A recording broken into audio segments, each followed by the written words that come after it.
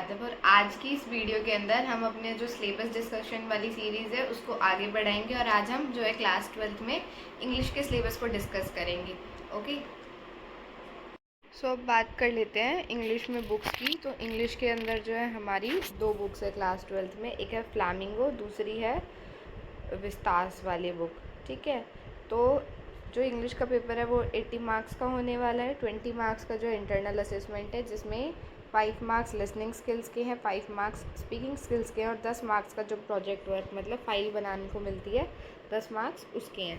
ठीक है, तो बात आती है कि फ्लामिंगो फर्स्ट बुक में कितने चैप्टर है। तो फर्स्ट चैप्टर है लास्ट लेसन, सेकंड है लॉस्ट स्प्रिंग, थर्ड है deep water, fourth is rat trap and fifth is indigo, then points and pancakes, interview, going places. तो ये चैप्टर है फ्लामिंगो के अंदर। इन दोनों की कोई ऐसी वेटेज नहीं है कि इसमें से इतने का आएगा, इसमें से इतने का आएगा। जो फॉर्मेट है उसके अंदर आप देख सकते हो कैसे है। और इसी में फ्लामिंगो में ही आपका पोइट्री का जो है पार्ट है, उसमें ये आपकी 5 पोम्स हैं।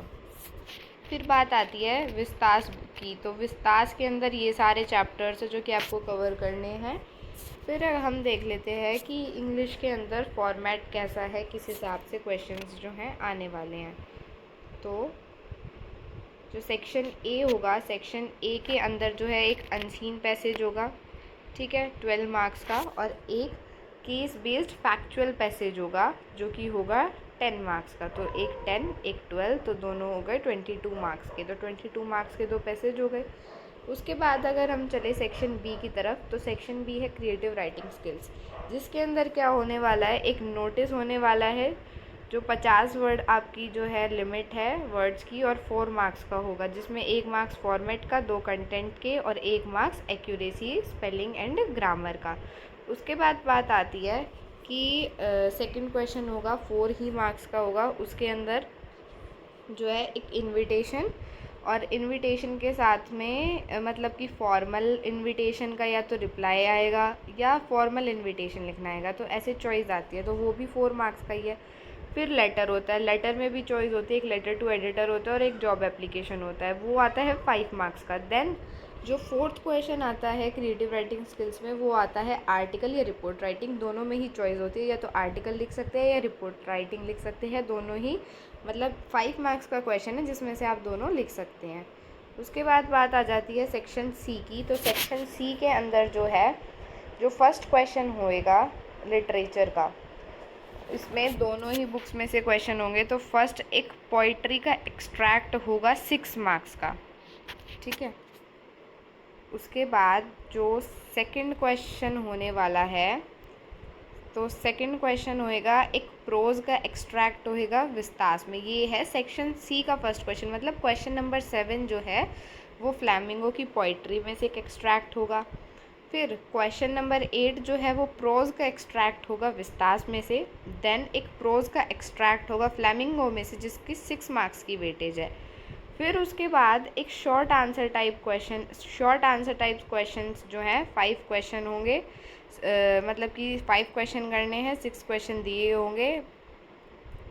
ये फ्लैमिंगो में से होंगे, प्रोज में से भी हो सकते हैं और पोइट्री में से भी हो सकते हैं। उसके बाद है जो 11th क्वेश्चन है, वो विस्तास में से जो है 4 मार्क्स के दो क्वेश्चन होंगे, 2 मार्क्स के, तो वो 4 मार्क्स के बन गए। उसके बाद बात आती है लॉन्ग आंसर टाइप क्वेश्चन की।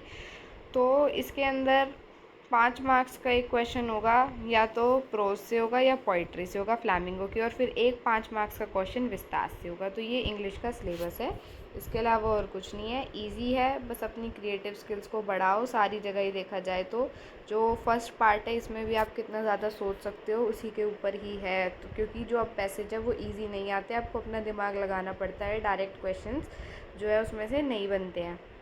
ठीक है, तो ये इंग्लिश का सिलेबस है। सो अब बात आती है कि जैसे जो इंग्लिश का पैटर्न चेंज कर दिया गया लास्ट 2 ईयर्स के जो पेपर है उसके हिसाब से अगर हम देखें, तो जैसे पहले बहुत सिंपल क्वेश्चंस आते थे इंग्लिश में, ऐसा अब नहीं आता है। अब क्वेश्चंस ऐसे होते हैं कि आपके माइंड को देखा जाता है कि आपने क्या एनालाइज किया, तो डायरेक्ट क्वेश्चन पूछना सीबीएसई ने बंद कर दिया है। अब इन क्वेश्चंस को कैसे सॉल्व करना है, तो इसके लिए अपने चैप्टर्स को बहुत अच्छे से कवर करो। उसके बाद बात आती है कि चैप्टर्स को कवर करने के साथ साथ आपकी वोकैबुलरी अच्छी होनी चाहिए, आपको वर्ड्स फॉर्म करने आने चाहिए, क्योंकि आप कितने ही आंसर्स याद कर जाओ, क्वेश्चन ऐसा आएगा जो कि आपने नहीं देखा होगा। वो कुछ ऐसा होगा जिसमें आपको चैप्टर की एक शॉर्ट डिटेलिंग भी देनी होगी, उसके साथ साथ में जो पूछा है उसका भी आंसर देना होगा अपने व्यूज़ में कि आपको कितना समझ में आए।